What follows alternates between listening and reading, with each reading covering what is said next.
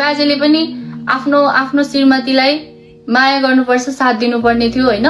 त्यो अब हुन्छ नि समय दिन सक्नुपर्छ। रातैभरि यो यो यो यो यो पाकिस्तानी लड़की के साथ बैठता है। त्यसलाई छैन क्या त्यो बोलीहरू, त्यति मिठो बोली छैन।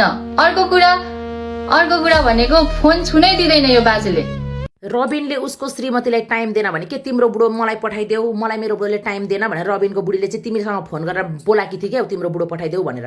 अनि रबिनले उसको श्रीमतीलाई टाइम दिन्छ कि दिँदैन, बोल्छ कि बोल्दैन, राम्रोसँग मोबाइल छुन दिन्छ कि दिँदैन भनेर तिमी चाहिँ पुच्छर लागेर हिँड्ने, रबिनको साथमा रातभरि दिनभरि बस्ने, 24 घण्टा बस्ने तिमी हो कि क्या हो?